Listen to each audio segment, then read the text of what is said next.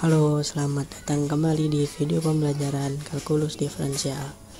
Bersama saya Esa Wahyujatmiko. Kali ini kita akan melanjutkan pembahasan tentang turunan. Yang pertama, kita akan membahas tentang turunan trigonometri. Misalkan kita mempunyai fungsi fx sin x, kita akan mencari turunan dari fungsi sin x ini. Kita menggunakan definisi turunan limit h mendekati 0 dari fx plus h min fx per h sama dengan limit h mendekati 0 sin x plus h min fx per h. Di sini terdapat sebuah penjumlahan dua sudut dari sinus yang rumusnya adalah sin A plus B sama dengan sin A dikali cos B ditambah cos A dikali sin B. Kemudian kita peroleh limit h mendekati 0 dari sin x cos h ditambah cos x sin h min sin x per h. Kemudian kita keluarkan sin x dan cos x nya menjadi limit h mendekati 0 sin x dikali cos h min 1 dibagi h ditambah cos x dikali sin h per h. Kita keluarkan konstanta sin x dan konstanta cos x nya, diperoleh sin x dikali limit h mendekati 0 dari cos h min 1 per h ditambah cos x limit h mendekati 0 dari sin h per h. Kita tahu bahwa cos h itu sama dengan 1 min 2 sin h per 2 dikali sin h per 2. Maka kita peroleh sin x dikali limit h mendekati 0 dari 1 min 2 dikali sin h per 2 dikali sin h per 2 dikurang 1 per h ditambah cos x limit h mendekati 0 dari sin h per h. Kemudian kita operasikan, diperoleh sin x dikali limit h mendekati 0 dari min 2 sin h per 2 dikali sin h per 2 per h ditambah cos x dikali limit h mendekati 0 sin h per h. Kita tahu bahwa nilai dari nilai dari limit h mendekati 0 dari sin h per h adalah 1. Ini adalah 1 dan nilai dari limit ini adalah 0. Min 2 dikali 0 per 2 adalah 0 dikali sin h per 2 per h adalah setengah. Kemudian kita peroleh sin x dikali 0 dikali setengah plus cos x dikali 1 adalah 0. Maka kita peroleh turunan dari fx adalah cos x. Dengan cara yang sama kita dapat menurunkan fungsi-fungsi trigonometri lain, sehingga sin x turunan adalah cos x turunan adalah min sin x, tan x turunan adalah sekant kuadrat x, kotangan x turunan adalah min kosekant kuadrat x, sekant x turunannya adalah sekant x dikali tangan x, kosekant x turunannya adalah min kosekant x dikali kotangan x. Kemudian selanjutnya aturan rantai. Aturan rantai berbunyi, kita memisalkan Y sama dengan FU dan U adalah sebuah GX jika G terdiferensialkan di X dan F terdiferensialkan di U sama dengan GX. Dengan kata lain, DY per DU dan DU per DX ada, maka DY per DX sama dengan DY per DU dikali DU per DX. Untuk lebih jelasnya, kita langsung ke contoh soalnya. Contoh penerapan aturan rantai. Tentukan dy per dx dari y sama dengan 2x kuadrat min 4x plus 1. Semuanya dipangkatkan dengan 60.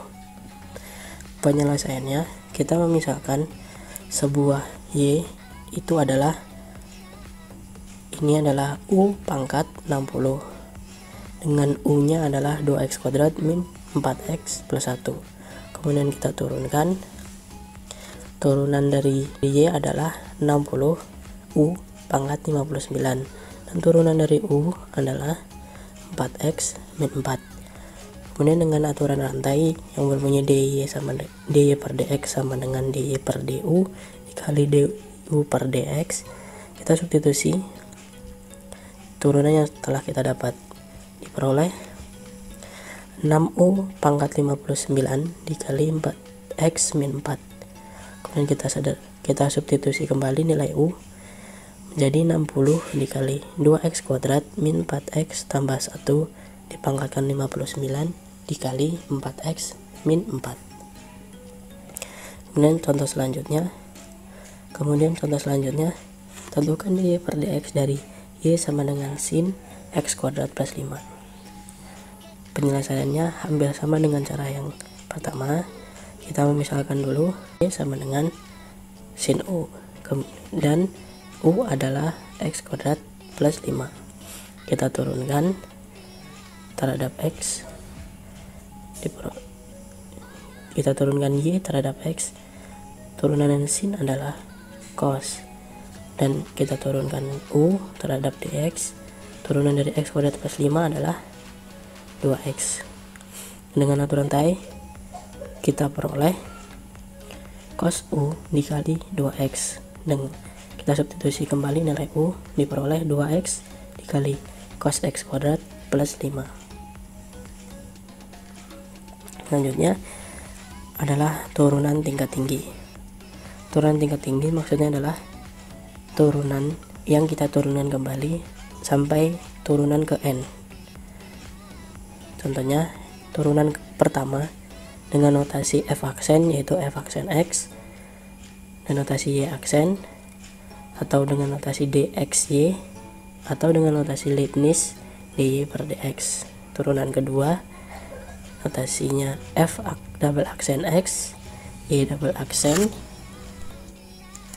d kuadrat xy dengan notasi Leibniz d kuadrat y per dx kuadrat. Turunan ketiga f triple aksen x dengan notasi y triple aksen d pangkat 3 xy, dan notasi Leibniznya adalah d pangkat 3 y per dx pangkat 3 sampai seterusnya hingga turunan ke n. Contohnya adalah jika y sama dengan sin 2x, maka turunan pertamanya adalah 2 cos 2x. Ini menggunakan aturan rantai, turunan dari 2x adalah 2 dikali dengan turunan dari sin, yaitu cos. Kemudian kita turunin lagi, turunan keduanya adalah min 2 kuadrat dikali sin 2x.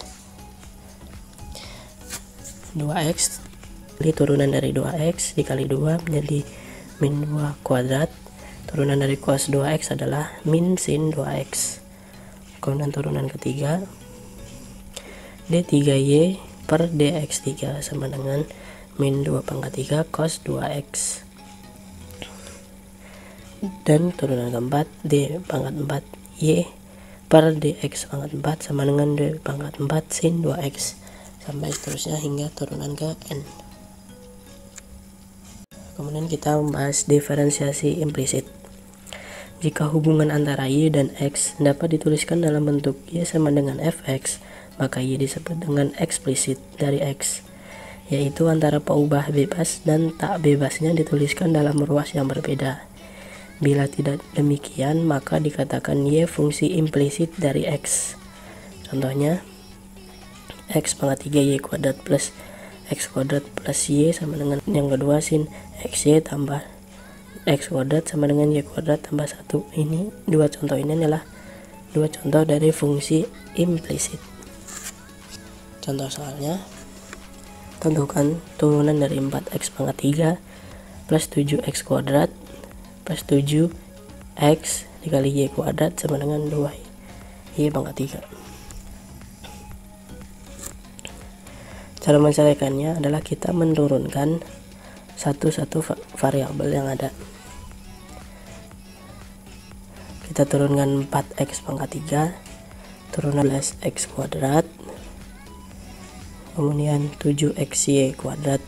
Ini anggap 7x adalah u, y kuadrat adalah v, maka turunannya adalah u aksen v plus u v aksen, atau u aksen turunan dari 7x adalah 7 dikali v itu y kuadrat ditambah u 7x dikali v aksen yaitu 2y dikali y dikali dy per dx sama dengan turunan dari 2y pangkat 3 adalah 6y dikali dy per dx. Kemudian kita pisahkan suku-suku yang mengandung dy per dx.